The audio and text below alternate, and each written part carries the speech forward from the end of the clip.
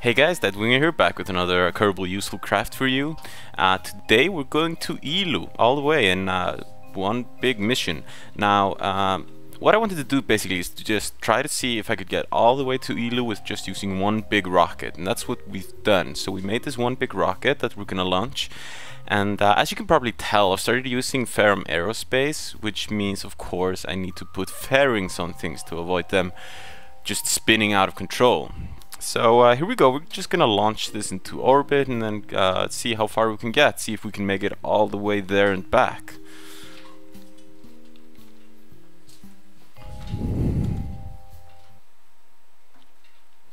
Just going out to the launch pad here, and yeah, there we go, ready to launch. And we're off on our way to Eeloo. Now this thing, if you're gonna go as far as Eeloo, what you need is basically a lot of delta V. So the top half of this is powered by basically one big nuclear motor, and then we just need to find a way to get all that into orbit. Now we're just, as you can see, this is a very powerful thing, so we're throttling back a little bit. We're about to drop the boosters on the side, and because this is a very long mission, we're gonna fast forward through most of it, especially the ascent here. There we go, boosters going off. Now we're gonna be going into a very high orbit. That's also one of the reasons why we're taking such a steep ascent trajectory. Now the reason for this is that I am quite lazy, and I just didn't want to calculate the transfer window ahead of time. So instead I just get myself into a really high orbit. We're gonna drop the fairings there. Yep. There we go. Oh, that's just beautiful. But yeah, like I was saying, we're gonna just go into a really high orbit, plan our transfer, and then it's gonna be like probably a couple of years away, the transfer window, and then we're just gonna wait for it to be optimal transfer then. And what we can do is we can just time warp while we're in orbit instead of having to go, you know, go back to the space center or just calculating it ahead of time. So to be able to time warp at the maximum rate, we need to get our orbit, I think it's above 620 kilometers or 640, but we're gonna go high enough and then just calculate our transfer. So yeah, there we go, we're just getting into a stable orbit there, bringing our apoaps up. Like I said, we're just gonna fast forward through most of this because this is a long mission. And there we go, we're almost at our apoaps, gonna burn. Now the launch stage actually has more delta V than is necessary to get the vehicle into orbit. So we're gonna use it to get it into this extremely high orbit, and then we're actually also gonna use it at the start of our transfer. That will give us a little bit more efficiency in getting all the way to Eeloo. Now there we go. I'm gonna use MacJeb to calculate this because, well, like mentioned earlier, I am quite lazy, and MacJeb really does make things, missions like this, a lot more bearable. Which is good if you have ADD like me. There we go. We got our transfer all planned out. Now we just need to time warp until it's time to make that transfer. Now, as you can see, the top stage has a lot of small stages on the outside. Now it just has one nuclear rocket, which means the burns take forever. So I'm gonna try to do them quite quickly for you. But yeah, as you can see, we have basically 4 stages to the nuclear engine. And here we go, it's almost time to drop our first stage after escaping through some of the burn here, some of the transfer. And you can see it just popping off.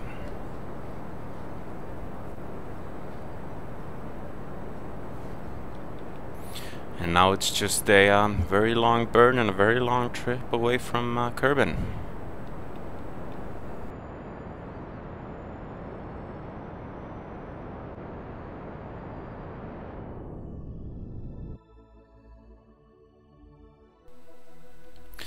And we're on our way there. I'm gonna just fast forward. through this very long transfer. There's some, of course, corrections that need to be made, just fine-tuning, so that we actually make it there. It's telling us here that our transfer is gonna be taking a whole 4 years and 240 days. Hope our Kerbals can survive that long.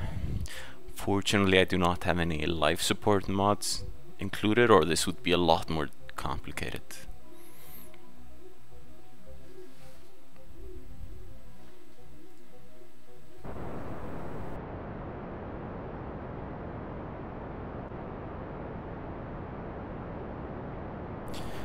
And here we are, just making some small course corrections. Make sure we end up at the right place. And now we're almost there. We can just skip to the final approach. There we go. We're about to make our encounter. Now, as you can see, I sort of neglected when I was going into orbit to make the inclination actually match Eeloo, which is definitely something you should do, but I was forgetful, and it worked out anyway because I could hit it here. But definitely, if you're going to do a similar mission, you should probably target Eeloo on your takeoff and then try to match your inclination, your orbital inclination at Kerbin to that of Eeloo.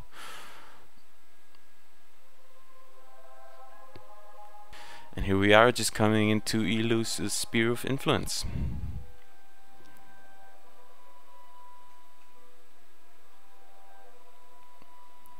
We're gonna use, for these long sort of trips, I always prefer to use MacJet because I am just too lazy to make these calculations on my own.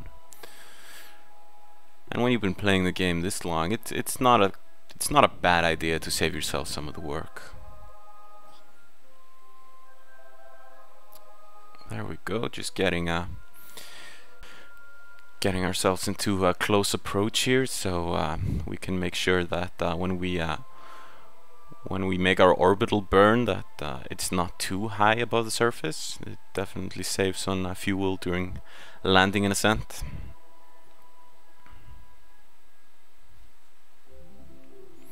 And there we go, coming up on Eeloo.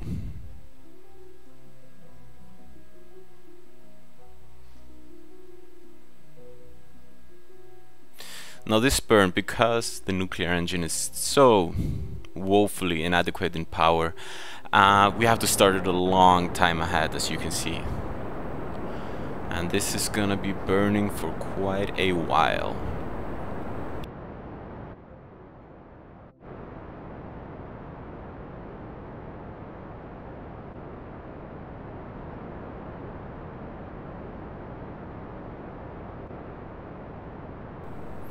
And here we are, just finishing our orbital burn, making sure we're in a stable orbit.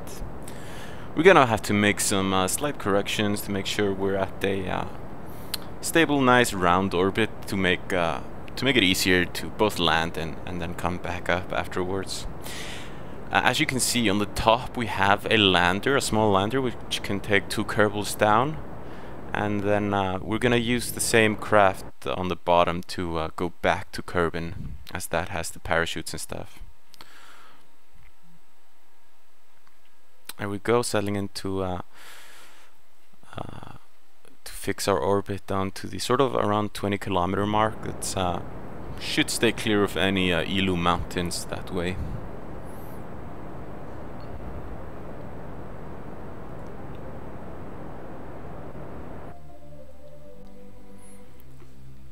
I'm just gonna do some small corrections, and then it's time to get ready to land. Now let's we'll send 2 guys down, 2 little Kerbals. Lucky enough to be the first Kerbals on Eeloo. Just getting into the capsule there.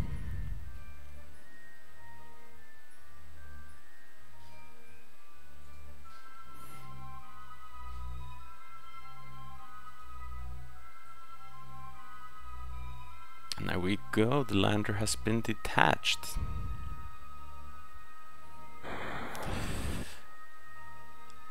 Now, while I will make the craft downloadable in the description, I would suggest that you because there's something I forgot. I forgot to put RCS thrusters on the craft, so it does make redocking kind of difficult. So I would suggest that if you do get the craft, that you put some RCS thrusters on it.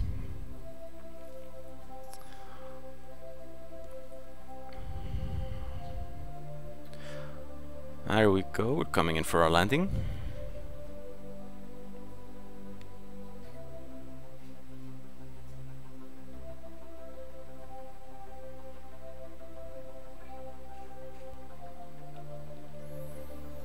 Now, under normal circumstances, I would just use the automatic landing guidance from MacJet, but it does seem to be broken on my install. So, you know, I did use the landing guidance window just for some info to help me take it down gently. But as you can see, I'm just piloting it myself. I don't know if this is a common bug, but what happens is if I tell it to land somewhere, it will just plow right into the surface at maximum speed.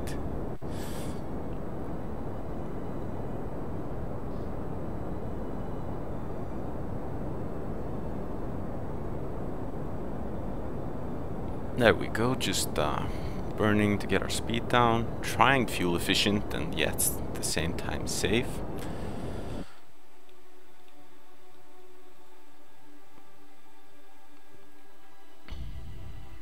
There we go, nice landing prediction.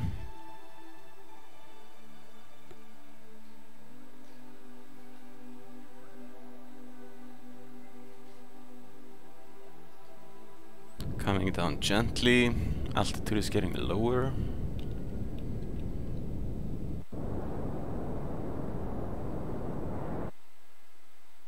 And very smoothly.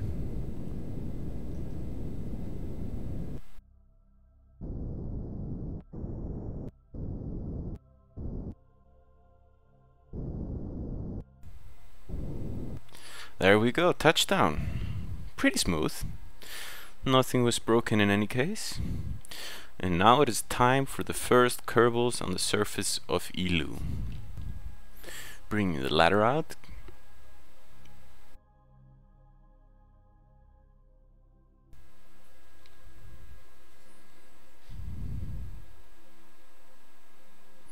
Seems to be somewhat jittery for some reason. And the first kerbal on the surface of Eeloo is gonna be Mr. Lenuki Kerman. Something about small and big steps, I'm sure.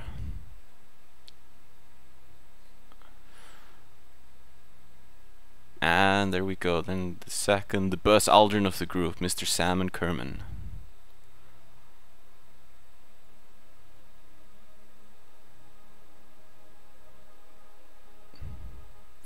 Aren't they a happy bunch?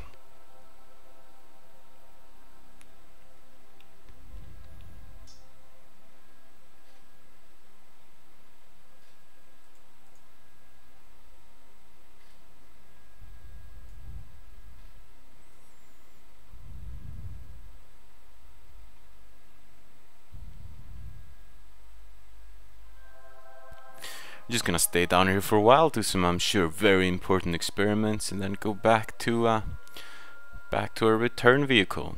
The sun is very small here at Eeloo. It must be extremely cold. There we go, just starting to plan our ascent back into orbit.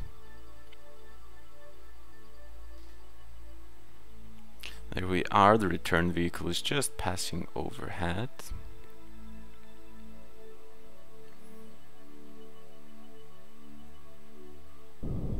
And there we go, we're taking off. We did forget to put the ladder up. I'm sure somebody will push the button to fix that. There we go. Not that it matters since there's no atmosphere here.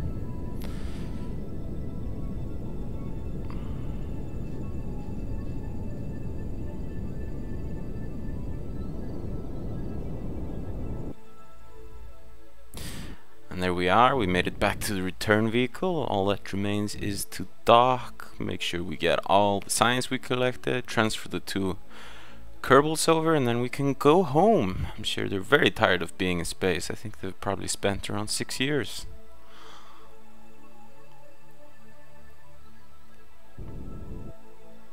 They will of course need to spend another 4 years on the way home, I think.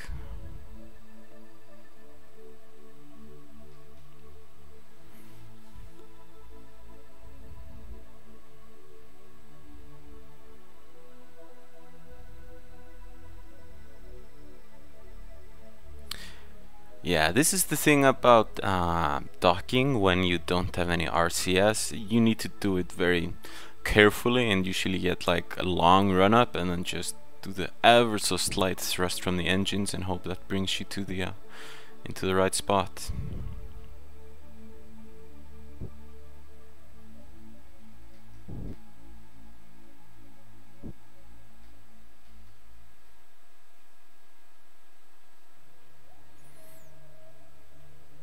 There we go, that's looking quite good.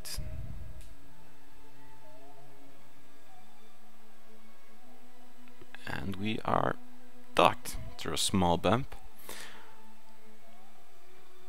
Just make sure to transfer our science back over, transfer our Kerbals, and that should get us ready to go home. Take a last look out at our craft above the surface of Eeloo before we leave it there for all time to just hang in orbit. Yeah, the sun is really small here. Well, to be honest, it is the same size, it's just very far away.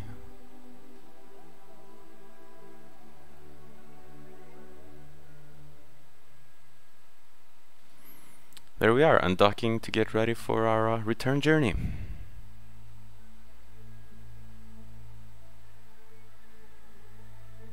Seems to be something rather odd going on with the staging there, but no matter. Should all be fine still. Sending the capsule into a permanent spin there. And now we just plan our return trip.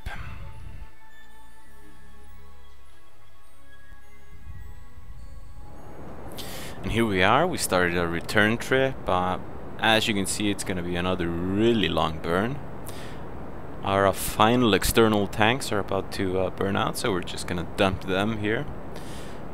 And then it's just gonna be the core of the vessel remaining that goes home. There we go, separate it. And now let's just skip through this long burn.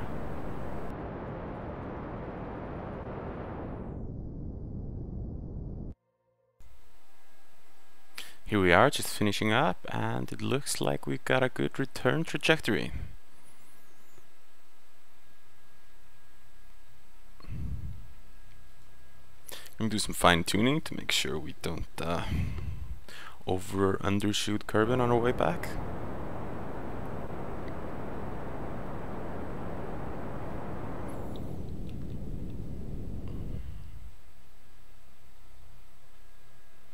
There we go, that's looking quite nice. And even with the time warp at full and the post-editing doing a 4 times time warp, this just seems awfully slow.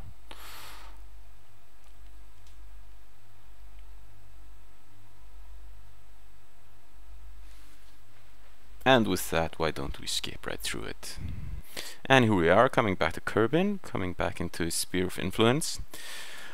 We need to do some fine-tuning, make sure that our periaps is actually low enough that the atmosphere does catch us.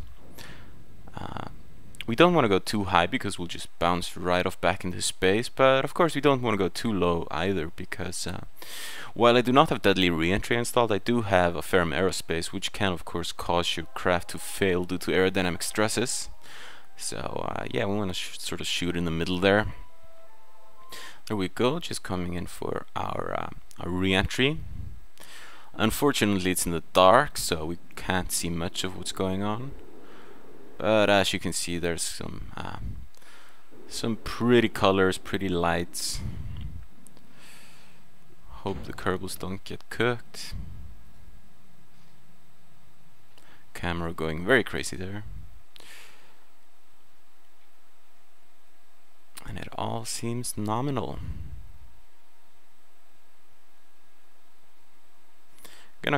Looks like a water landing, which shouldn't be too bad. And then as we were about to pop our parachute, we did have a slight mishap. Yes, pretty much the whole thing came apart, but at least the Kerbal survived, and I'm sure whatever scientific data they had was safely stored in the capsule, so in a rather successful flight. This was a small mishap on the way back, so we'll let that slide. And then just a peaceful glide down to the sea for a pickup. Now I think that's pretty much it for my trip to Eeloo in one launch. So if you guys enjoyed, please remember to like and subscribe, and stay tuned for more Kerbal useful crafts. I might actually at some point do some useless crafts as well, so please stay tuned for that. Other than that, thanks for watching, and I'll see you next time.